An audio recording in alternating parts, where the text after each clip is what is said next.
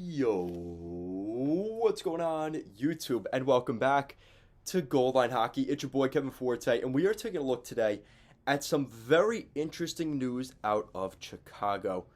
Now, after the Marc-Andre Fleury trade, there was some questions about, well, what's next for the Blackhawks? Then we saw the Brandon Hagel trade, so we saw a lot of things happening in Chicago, and it started to make us wonder, well, if Brandon Hagel's getting traded, Fleury's getting traded, what is next for the Blackhawks going into this summer? May surprise you, may not surprise you, but we've been hearing a lot about the core pieces left in Chicago maybe being on their way out this summer. We're going to go over that today. So this is from NHL Trade Rumors. After Jonathan Toews' recent comments, it's very clear what's going on in Chicago. Expect the full rebuild to include Toews and Patrick Kane getting moved this summer. So two Blackhawks offseason trade candidates. The Blackhawks have begun a full teardown rebuild that's going to be ramped up once again this summer. And that's kind of what we're looking at. I mean, the Blackhawks right now, a lot of this comes down to frustration. And what I'm getting to is, I don't know if you guys remember this. I'm sure the Blackhawks fans do. And obviously, this isn't even including all the recent allegation stuff that came out and between Akeem Alou and I forget his name, the player that had all the stuff that just came out. I apologize for not remembering you. But all that stuff that's gone on, right? And the Rocky Wirtz interview earlier this year. I'm not even getting to that. This is 6 years ago. We're going back 6 years, actually 7. Who won the Stanley Cup in 2015? It was your Chicago Blackhawks, right? So we all remember the Blackhawks winning their last Stanley Cup, and quite frankly, it's been 7 years since then. That's the last time they won a Stanley Cup playoff series.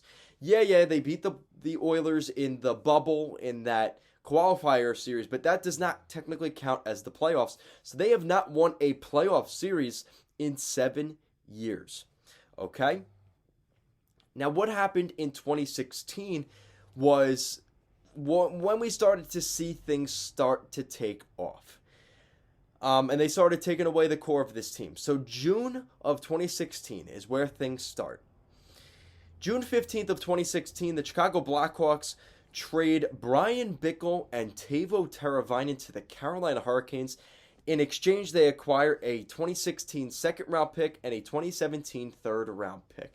I know there was some frustration there. The fact that, Brian Bickle, his contract was a little bit bigger. But it ended up being a trade where the Blackhawks had diminished the value of Teuvo Teravainen in order to move out the contract of Brian Bickle, which the Hurricanes were gladly going to take. But again, it only costed a second and third round pick just to get rid of Bickle, and they were also acquiring Teuvo Teravainen. Not a good trade, especially looking back. Not a good trade for the Blackhawks, right? And I know for a fact that after that, there was some frustration from Joel Quenneville, from those core players, Keith, Seabrook, Kane, Toews. They were not happy with that trade.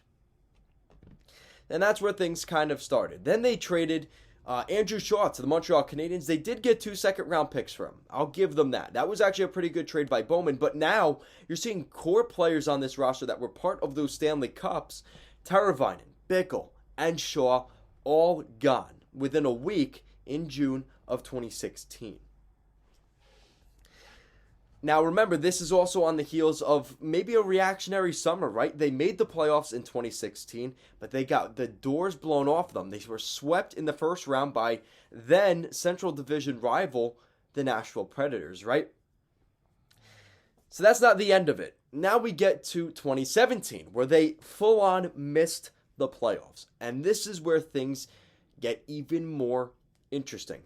June 23rd of 2017, we're at the draft floor, and 2017, the Arizona Coyotes acquire defenseman Nick Hjalmarsson. Now, this was more of a cap move by the Blackhawks, moving on from some salary, but Nick Hjalmarsson was a big core piece of that top four of the blue line for the Blackhawks, right? In their golden era, the Chicago Blackhawks acquire forward Laurent Dauphin, who is currently right now in Laval or in the NHL with the Canadian system. and defenseman Connor Murphy, who is still there today. So that's that trade. The same day, though, this was the trade that really set off the fireworks and really frustrated things in Chicago to the point where Joel Quenneville actually got fired as the head coach of the Blackhawks. June 23rd, 2017, on the draft floor, the Chicago Blackhawks trade Tyler Mott, a 2017 sixth-round draft pick, and this is the big one. A year from free agency, it sounded like the Blackhawks weren't getting much traction with then-forward Artemi Panarin. So the Blackhawks acquire Artemi Panarin, Tyler Mott, and a sixth-round pick. In exchange, the Chicago Blackhawks acquire Brandon Saad, Anton Forsberg, and a fifth-round pick. So they bring the band back together. They bring Brandon Saad back. He had a lot of chemistry with his centerman Jonathan Toews, and the two are reunited on the top line in Chicago. So trying to bring back blood that they had just recently traded away a couple years prior because of salary cap issues. So with this trade, Joel Quenneville was like, all right, this is ridiculous. You traded out Teuvo Teravainen last year. You trade out Artemi Panarin this summer. This is explicit. So you could probably figure out what he was saying explicitives to Stan Bowman and the staff there in Chicago. It ultimately ended up to the point where Quenneville left the hotel room and ultimately got fired from his job in Chicago. He stormed off the draft floor and was not happy at all with the Blackhawks management of, again, 2 years of Teravainen and Panarin. Both gone. And you know that this perked the interest of Kane and Toews and Keith and all those guys there in Chicago. So now we skip a couple years. Now this is now 2019, June of 2019. This is now 4 years of the team missing the Stanley Cup playoffs. Or not winning a playoff series for that matter. The Chicago Blackhawks reacquire 2 years after trading out Andrew Shaw. They reacquire Andrew Shaw from the Montreal Canadiens and a 7th-round pick in 2021. In exchange, the Montreal Canadiens acquire a 2nd, a 3rd, and a 7th-round pick. So the Blackhawks give up more draft picks in order to facilitate that trade. Instead of giving up 2 second-round picks back, they give up a 2nd, a 3rd, and a 7th. So I guess similar value if you do it on the NHL game on PlayStation or Xbox, but again, you're giving up more draft picks in the sense. So there's that trade.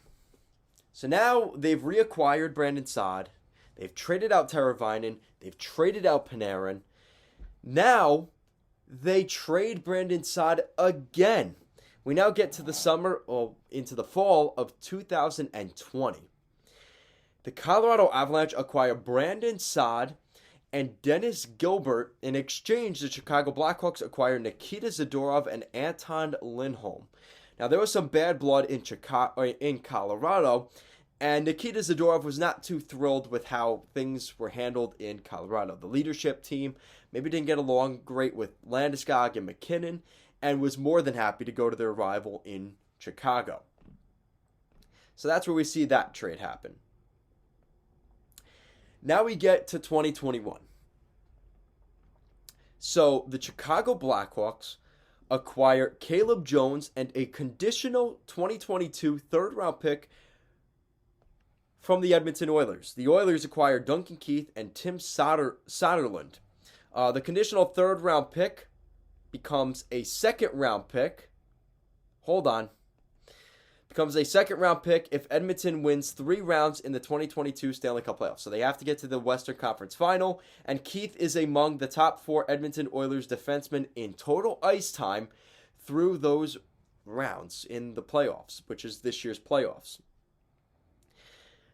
So now Duncan Keith gets traded. Nick Hjalmarsson's traded. And Brent Seabrook got traded. I didn't add that, but Seabrook's contract did get traded to the Tampa Bay Lightning because the NHL. Funny, silly, stupid stuff like that happens. So Duncan Keith, Hjalmarsson, and Keith are all gone off the blue line. Teuvo Teravainen, Artemi Panarin, Brandon Saad, all gone from the top 6. Now, they also make another trade here. Just a couple weeks later, the Chicago Blackhawks acquire Seth Jones, a 2021 first-round pick, and a 2022 sixth-round pick. Now, that first-round pick was Tampa Bay's first-round pick, which was 32nd overall, which the Blue Jackets acquired for David Savard at the trade deadline. They acquired that, trading it back to the Blackhawks, where the Blackhawks selected what's his name? Nolan Allen, something like that. And the 6th-round pick, which is this year's pick. The Blue Jackets acquired from the Blackhawks Adam Boqvist, a 2022 first-round pick, which is conditional.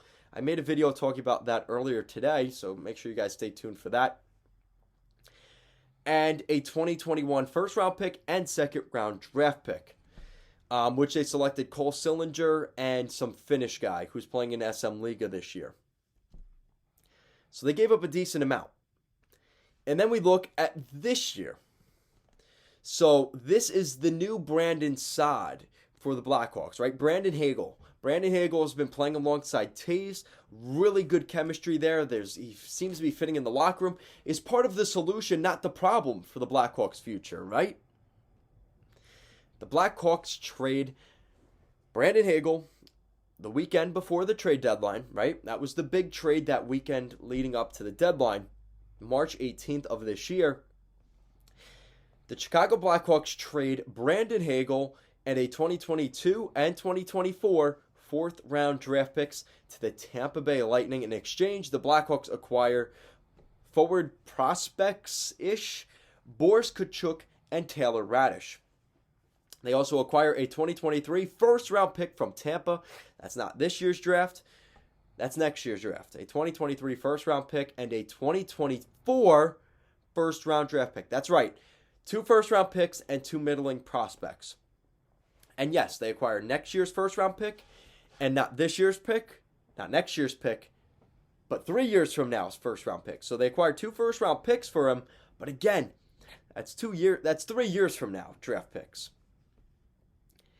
Now, this is the condition on the draft pick for 2023.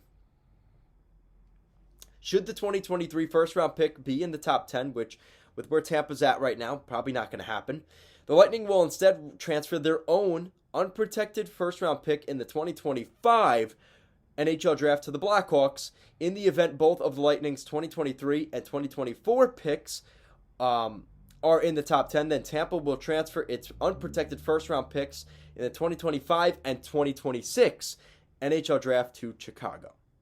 But that's not going to happen. They don't have to worry about that because Tampa's going to make the playoffs this year. So now, just to keep a track of what's been subtracted.